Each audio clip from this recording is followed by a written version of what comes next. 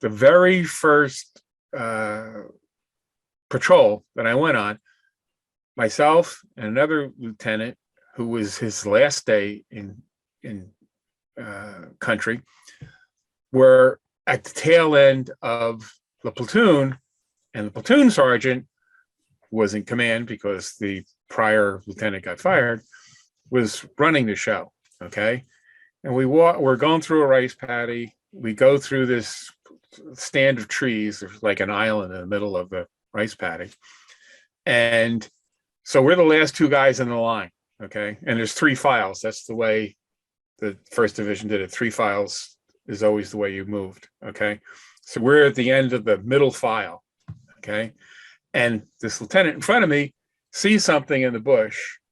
He says something, and then he gets blown away. This is like this far in front of me, arm's length in front of me.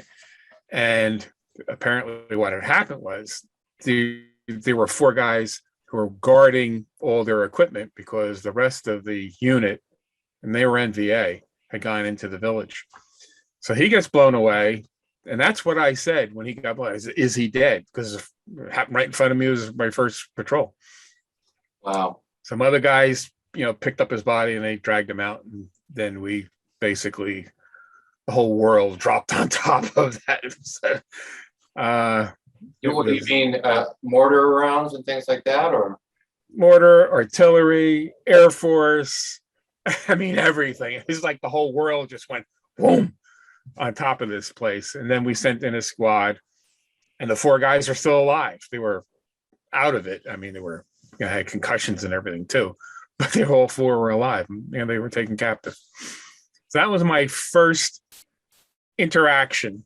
Okay. Then I was assigned to be the platoon leader of that platoon.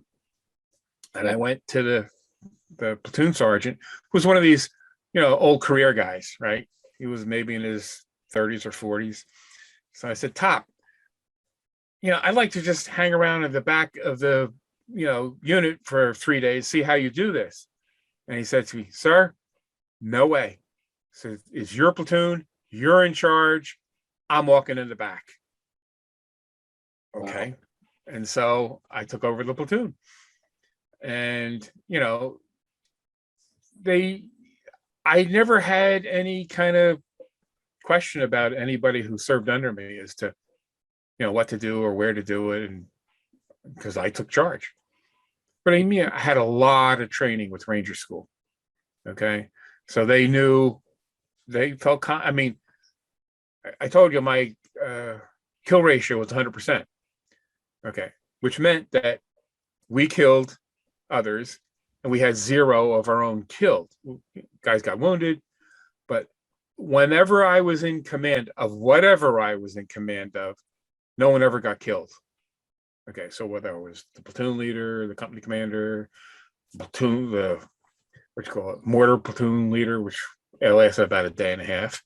So when you say 100% kill ratio, then that means effective in, just to use the Stark language, effective in killing the adversary, but none of your guys, so long as you're in command, were killed. Some were wounded.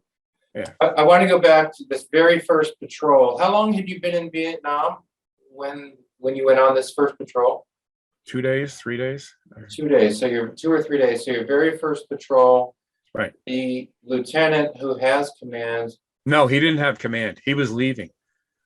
Oh, he just wanted to tail along to go to a last patrol. It turned out it was his last patrol, all right. Oh, okay. So this lieutenant's out with you.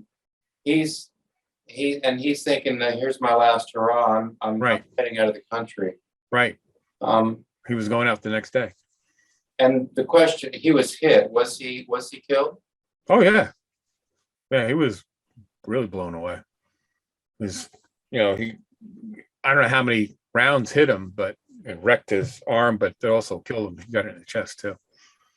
Because we didn't have the armor back then. Right. Do you happen to know his name?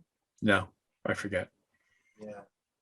So often I ask combat vets, I'll say, when you're going to Vietnam, that you're going into a war zone. but at some point that becomes really real. And then you realize, oh yeah, okay, this really is a war zone. I mean, obviously, I think that must have been the moment for you when you realized, okay, this is absolutely for real.